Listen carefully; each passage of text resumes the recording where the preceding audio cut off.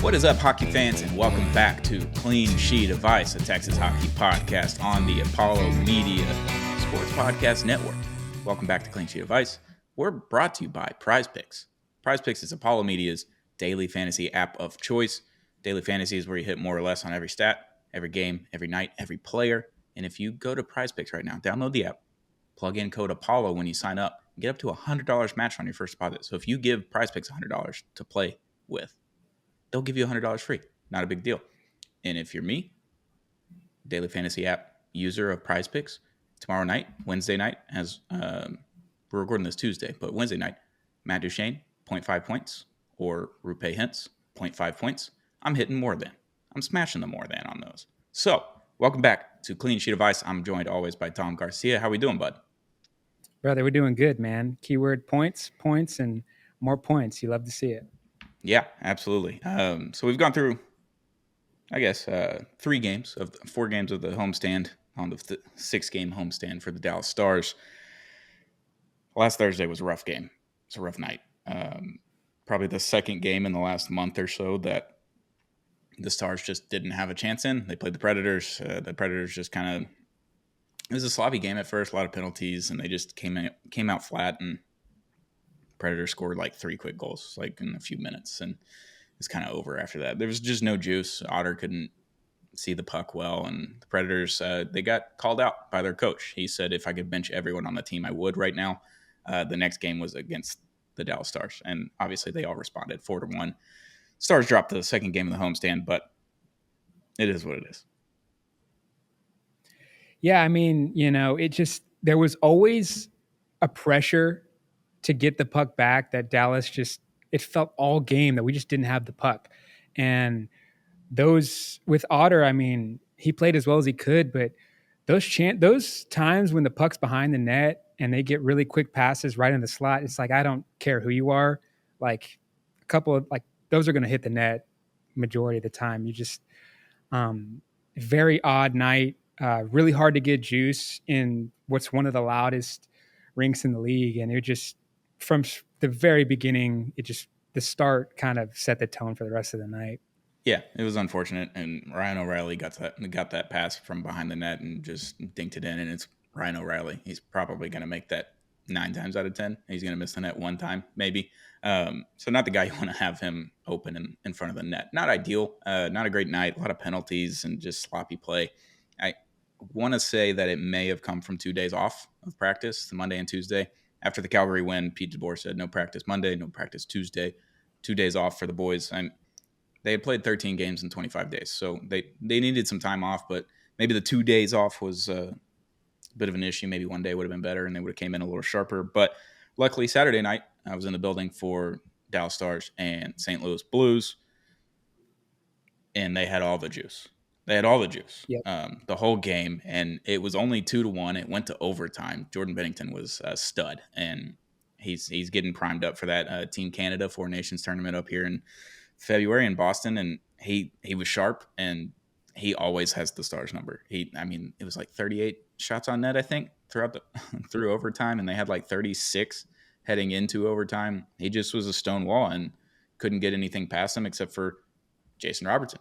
Welcome back. We're talking about him some more, scoring some more goals. He had that PP goal, little clapper from the one-timer from the slot. We talked to him after the game, and Jason Robertson was like, yeah, I'm trying to work on my one-timer. I have for 2 years, and I'm not saying it's better right now, but it's definitely more trigger happy. And that's something you want to hear from your shooter. You want to make sure that he's trigger happy and ready to shoot the puck from wherever and whenever. And that one-timer, they found the 5-hole, had a lot of speed on it, and got through Bennington. So that tied the game up 1-1. Overtime, Matt Duchene. It was the Matt Duchene show. It was one shift. They looked really good. Had him and Jason Robertson out there. That was the pairing for the forwards in overtime in the 3v3. Duchene gets the puck in the defensive zone, and he's just kind of skating up a little bit nonchalantly, and all of a sudden he hits the first blue line, and he just sees a moment, and he takes off. And Matt Duchene's speed is incredible for a 35-year-old or whatever he is. Like, he's still really fast, and got 2 guys flat-footed and got it past Jordan Binnington on the glove side, and game over, overtime. Ran into the goalpost afterwards. It was an awesome play. It was an awesome game, and had a lot of fun on Saturday night. Yeah, man, dude, if you're a casual of hockey, that was as good of a game as you can watch for a low scoring game. I mean, both goaltenders were just going one upping each other just left and right. I mean, every time I'm like, dude, we're getting good looks and their defense is getting tired, but my goodness, Bennington is putting on a show. Um, we cleaned up the game a lot in that one, and it was really good to see. I mean, dude, Bennington was stopping like breakaways, Oh, like just Bennington was on one, and that's not to say Otter wasn't doing his thing either. It was just, it was a pitcher's duel between two of the best right now playing, and it was really fun to see Duchesne get that one at the end. He's had some ebbs and flows throughout his whole career, just situationally. Like I haven't listened to the whole appearance he made on Spit and Chicklets, but reminding me about it, like, dude, I know he's up in his 30s, but he's playing some of the best hockey I've seen him play. And it's a great situation for him in Dallas. Last year, he was on the best line in pro hockey. And yeah, that he makes it look easy. Like he splits two defenders, goes forehand, gets it right past Bennington, who's had the hot hand all night, dude. And that crowd erupted. It was much needed 2 points. yeah. And I will say the two loudest moments I've heard in American Airlines Center this year are Jason Robertson's power play goal against St. Louis and Matt Duchene's the overtime winner. And overtime winners, they're always going to just bang in your ears after when the goal horn goes off. The crowd's going to go crazy. The game's over. You won. Of course, the crowd's going to go crazy. It was loud, but I will say Jason Robertson's power play goal was incredibly loud.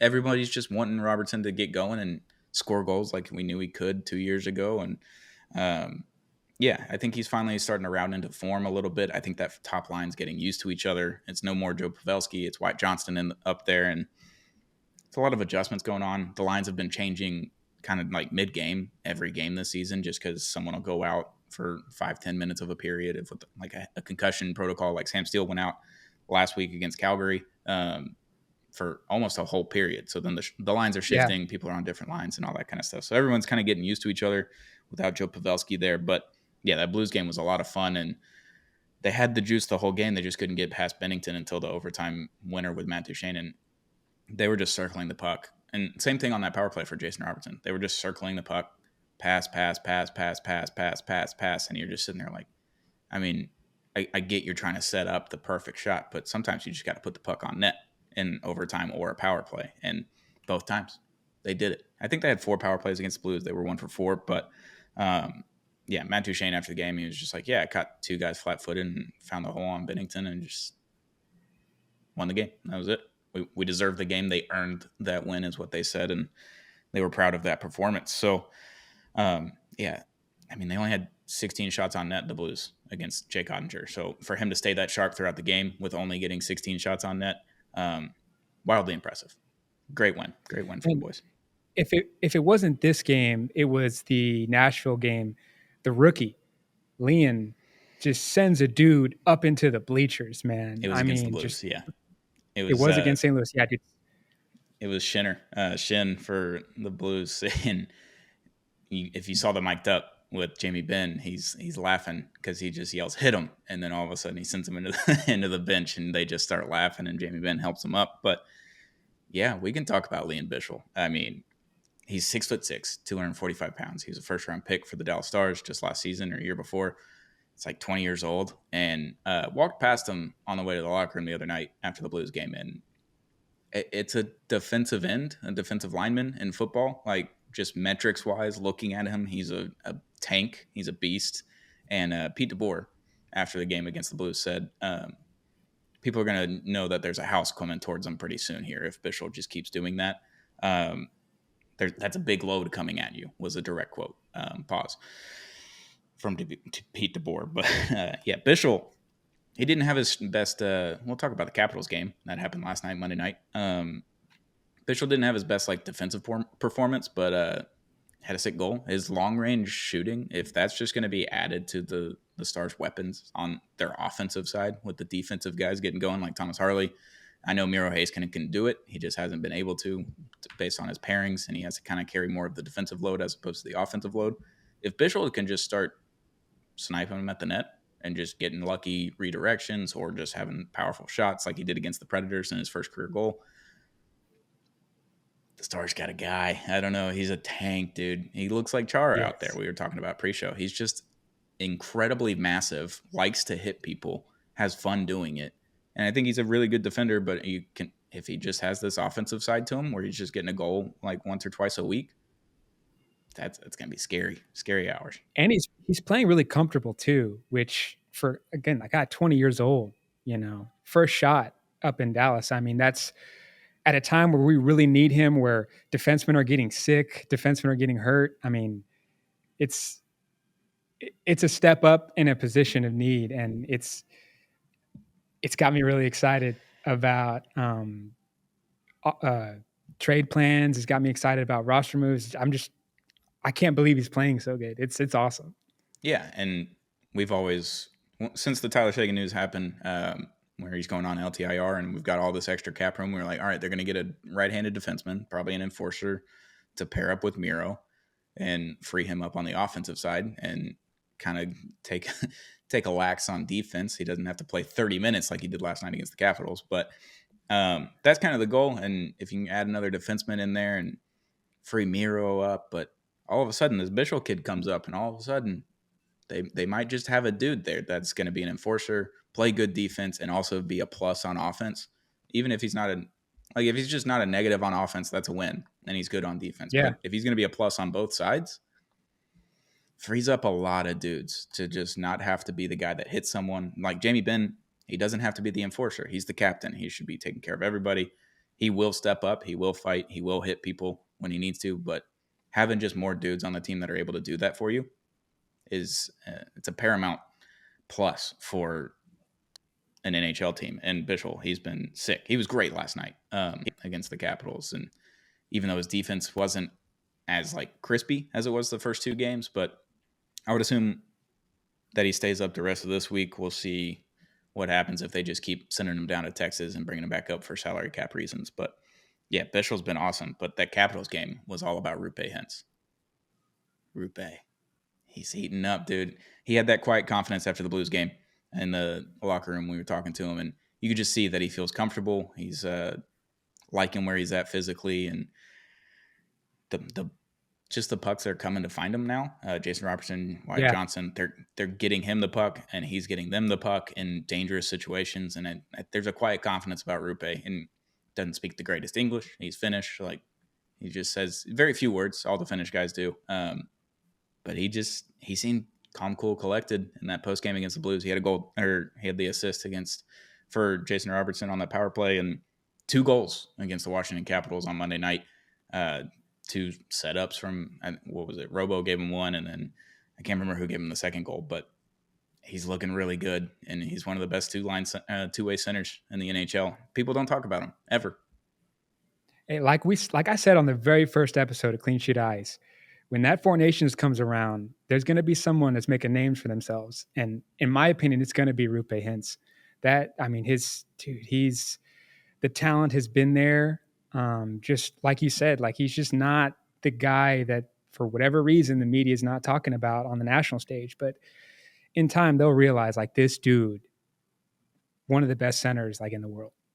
Yeah, and he's part of the Finnish mafia on the Stars, and they all have their little circle, but everybody seems to be happy when Roope does something. Like, did you see Jason Robertson's face after the second goal with Roope when they came and joined together in the hugs?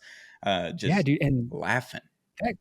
That goal, like the skill it took to sneak that over the top of the goalie, like everything's happening so fast, most people would just get it to the net, but he out of position. The only place that puck's getting to the net is if he goes up top shelf, and he got it there. Like, dude, that like his skill,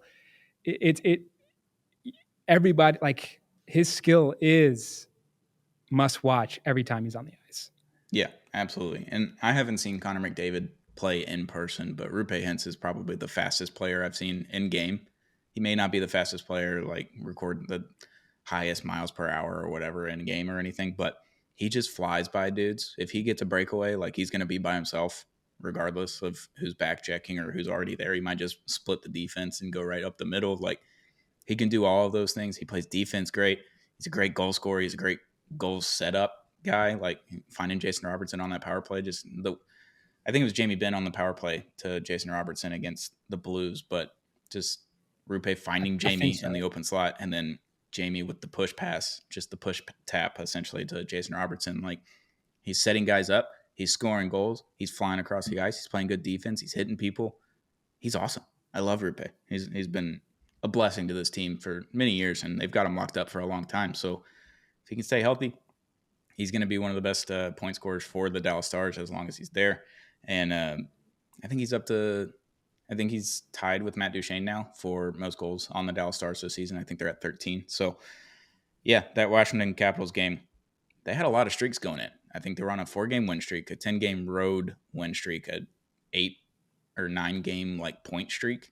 They just killed all of that in one game, 3-1. And they had an empty net chance with Logan Stankoven, but couldn't get it off his backhand in the right angle. So not a bad homestand so far, 3-1. We'll take that. We got 2 more games this week and finishing up the homestand with Toronto Maple Leafs Wednesday night. I'll be there. Going to watch Austin Matthews for the first time in person. I'm excited to see all those guys, but the East Coast teams have been kind of a thorn in the Stars' side for the last, call it 3-4 years since the bubble, really. The Maple Leafs, the Rangers, the Bruins, those kind of teams have been stingy, and they usually win those games against the Stars. So I'm curious to see how they do against the Maple Leafs on Wednesday and then the Rangers again on Friday. Yeah, with Toronto, this whole year, the story with them is just kind of when they play high level teams, their game. They'll play you to overtime. They will get gritty. When they play the really bad teams, they'll play at that level too. Like I think so many Toronto Maple Leafs fans have told me like, man, we should be getting points and then we have to go to overtime, and it's frustrating. It's always up and down with them. For whatever reason, like Mitch Marner is as talented of a goal scorer as you'll find, and he's always passing up scoring opportunities. I don't get it. But yeah, what I'm hoping in this Toronto matchup is staying aggressive on that forecheck, and the special teams played really good last night. We need to keep that up. I mean, even when we're on the penalty kill, we were getting, shorthanded looks. I mean, if we can get that going, Peter DeVoe will be a very happy man. And these next 2 games, like you just said, like it's just the vibes right now. If we can sneak points, however way we can get out of these next 2 games, and Otter stays well, he's played the last 3 games. Yeah. DeSmith, I think, has an illness. Yeah, he has the flu. So the flu has gone around from the Dallas Mavericks, which was contracted from Jimmy Butler, is what we've learned in November, and now it's hitting the Stars. So Thomas Harley missed Monday night's game with the flu. Nils Lundqvist missed Saturday night's game with the flu. I think it's just hitting everybody right now. Yeah, so that's honestly kind of worrying. I mean, Otter's been in net a lot, and they had just went through a long stretch of games in a very short amount of days. But if you can get points anyway, New York's a dumpster fire right now mentally. So it'd be really nice to just step on their throat and, get a cushion in that game. But these next 2 games, I mean, I hope the crowd brings a lot of juice, and 2 hungry teams that know they're facing a very talented Dallas team.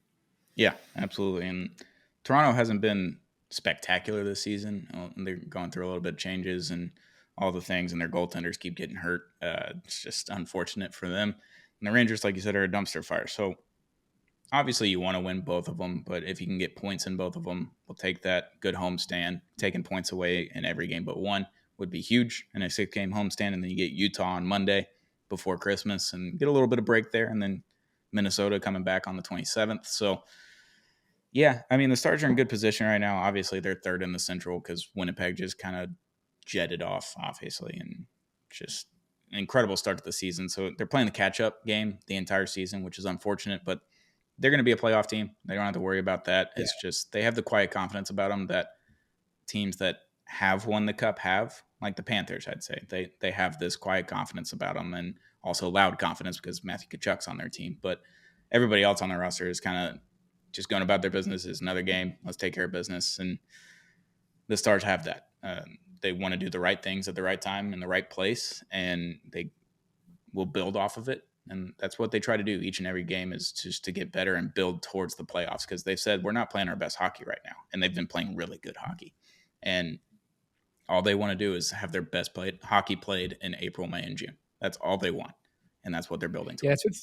that's what's scaring the rest of the league is like everyone's kind of waiting for Dallas to wake up because when they do, it's scary hours. And with Winnipeg starting out so hot, they did have kind of cool down, and Dallas is catching fire at the right time. If you got Robo continuously getting really fast one timers off, like you're in trouble.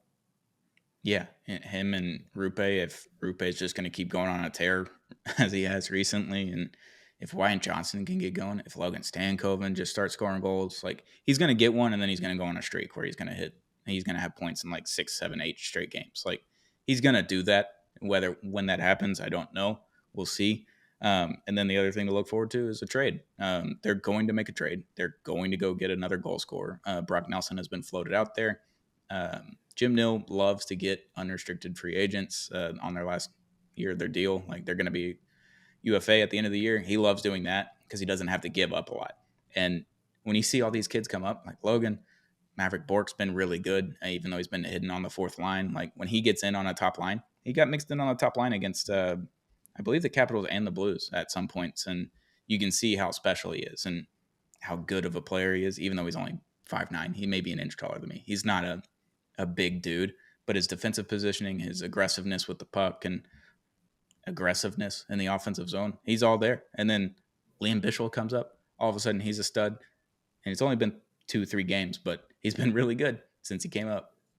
Yeah. They want to keep that farm system going, and they want to have those first, second round picks forever. And if they just go get guys that are going to be UFA in the summer, and maybe they're able to re-sign them or not, TBD. But I think Brock Nelson's probably going to be Jim Nill's pick because it's not going to cost a ton. Right. And they're not going to like miss them too much next season because there's going to be another Maverick Bork. There's going to be another Logan Stankoven. They're all there. They're all just in a lab in Texas. Like it's the weirdest thing. And Jim Nill's a masterclass at scouting, apparently. So yeah, to my Houston viewers that are getting into the league with us on Clean Sheet Eyes, I always compare like the Dallas Stars farm system to like the Baltimore Orioles. Like the Baltimore Orioles just continuously, there's a guy you've never heard of that looks exactly like the number 1 prospect, and he's a number 5, 6, 7 prospect. And it's just like, dude, they're finding these kids, and the second they let one go, there's another one popping up. That's what's happening over in Austin with the Stars. I mean, just name after name after name, and even guys we don't expect to have really any juice come up and just make a name for themselves. I mean, Stankoven, he's so shifty. Like he's awesome. He's I got to get back up there and see him play live. I got to. No, I think him and I don't know who my other favorite player to watch is, but Stankoven, just because he's shorter than everybody, like he's me out there, which is preposterous. Like I can't be a professional athlete. I don't have the gifts to do it. I was a D3 collegiate athlete. It's not even a comparison, but he's my size and he's out there just flying past dudes. He's getting hit. He's throwing hits. Like he's shifty. He finds the right place in the zone. Like he's always just a pest and he never runs out of energy.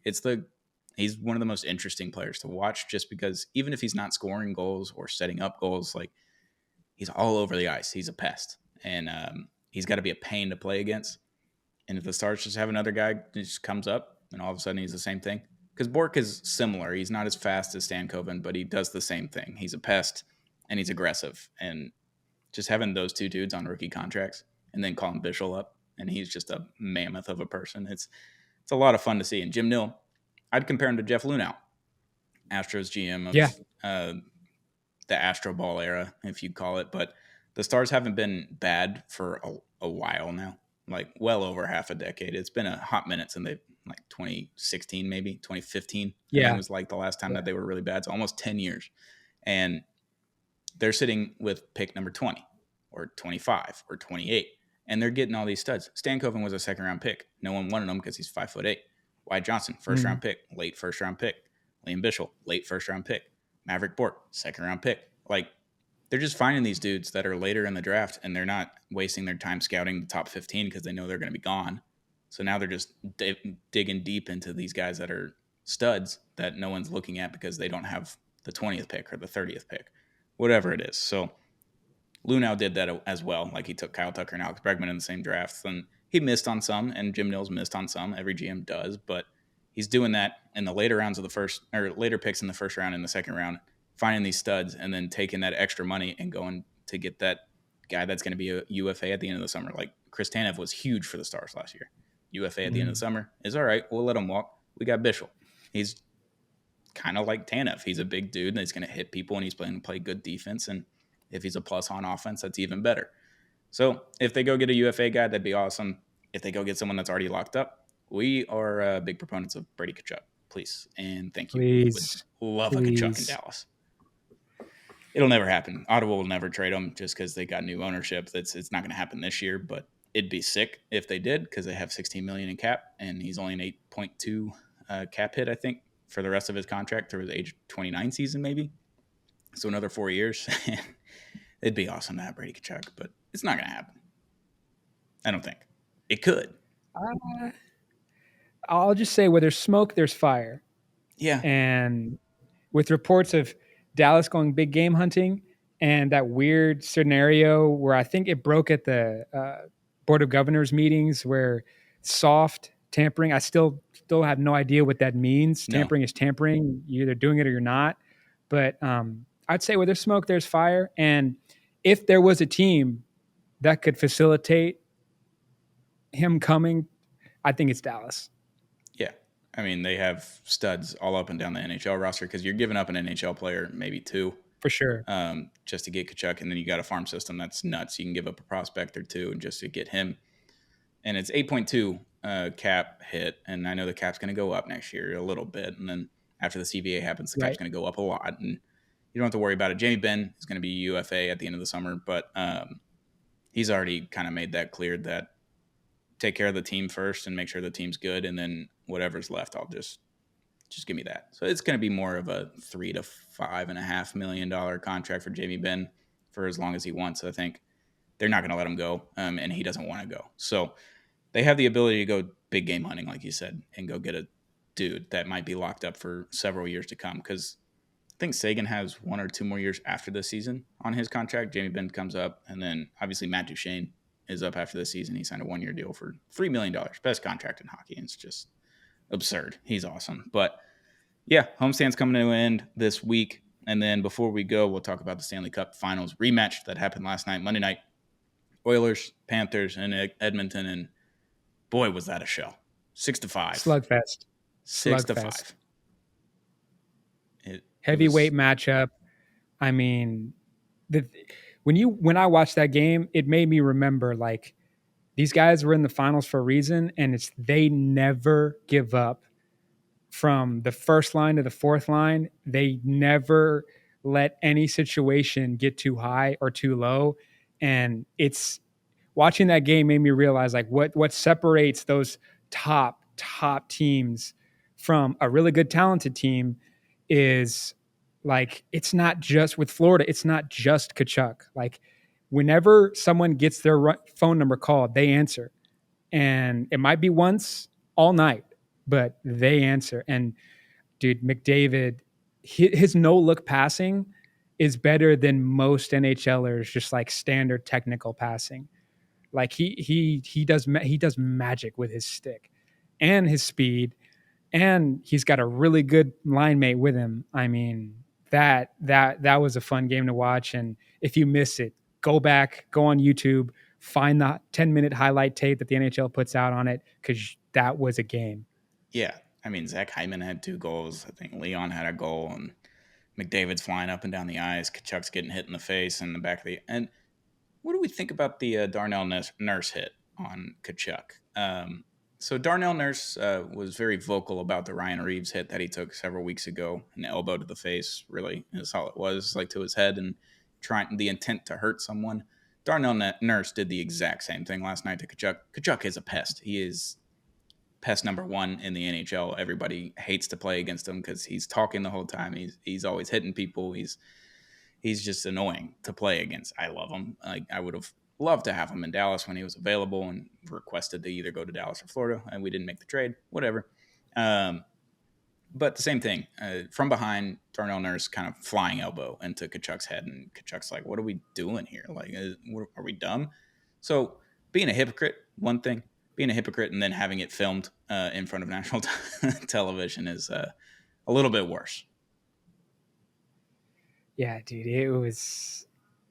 I mean, if I'm on the ice against a guy like Matthew Tkachuk, I could imagine how difficult it is to play with just how aggressive he plays and how forward he is on his skates. But like, you can't have your cake and eat it too. Like, what are we doing here? It was stupid. It was just really dumb. Like, if you're gonna hit him in the back. Like, even cross check him, like, whatever. But like, a flying elbow to the head and to the back of the head where he doesn't see you coming, obviously. So he's on the boards and flying over to the back of the head. It was just dumb. But 6-5. I mean, Sam Reinhart with that goal from behind the goalpost and just flicking it off of the Oilers goalie and bounces in. Sick. Yeah, he like. That was one of the craziest angles I've ever seen. He had to purposely put it on the ear hole of the goalie for it to even have a chance, and he got it right where it needed to be, and it banked in. That was insane. Yeah, and it reminded me of the Evgeny Dadonov goal. I think it was like Game 5 last year against Vegas in the first round. He's on the same line, and he's not behind the goal yet, but he's right on the line. And he just flings it at the net, and it hits off the side underneath the elbow of the goaltender, and it bounces in. Like, he had one place to put it to even have a shot, and it all has to be perfectly timed and X, Y, Z. And yeah, I mean, the Reinhardt goal was nuts. Hyman was just flying up and down the ice, having breakaway goals. Connor McDavid was doing the same thing. Tkachuk was being a pest. It was a sick matchup, and the NHL is getting more notoriety in the recent months. I think with the Amazon Prime documentary, that helped. And then I think just having new teams in the playoffs every year and just kind of studs across the league now, people are paying attention to hockey and wanting more hockey in their soul. So it's a good thing that we have this little rivalry going from the Stanley Cup Finals rematch. And because sometimes teams from the playoffs the previous year, they just don't have juice the next season for whatever reason. Dallas and Vegas always have juice. Dallas and the Blues always have juice against each other, and it's been 5 years since they've matched up in the playoffs. Like, we need more rivalries. We need more hate in the NHL, and just dudes flying into each other's heads. I love that. It's forever. St. Louis is forever etched in my head. I want them to lose every game possible.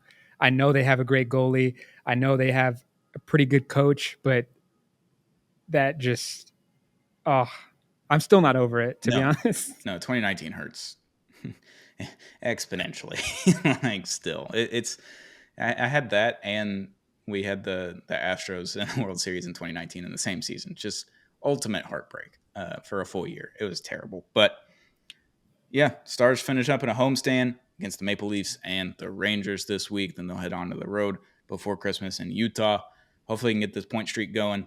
Hopefully, they can get some wins in there and keep Roope, Robo, Matt Duchene, just keep those guys going and get some more guys going. It's going to be real scary up in Dallas to play against them. And whenever they make that move, we'll be on clean sheet of ice immediately. Whenever that trade happens, we'll make sure to get in the studio that day and get an episode out to talk about the big trade. Whenever that happens, it could be this month, it could be next month, but it's one of them's coming, I would assume, in the next 3-4 weeks. Yep. It's going to be fun. It's going to be fun. But Dom, thank you for joining me. If you're listening to this on podcast platforms, we're working on get that out. We'll have it out on Apple, Spotify, all the things once we get approved on all those ends. But if you're watching on YouTube, thank you for watching. Hit that subscribe button on Apollo HOU if you haven't already. And thank you to our sponsor, Prize Picks. It's a daily fantasy app. Use code Apollo when you sign up and get up to $100 matched on your first deposit with Prize Picks. Thank you for watching. Thank you for listening. We'll be back very soon with another Clean Sheet of Ice, a Texas Hockey Podcast presented by Apollo Media. Go Stars.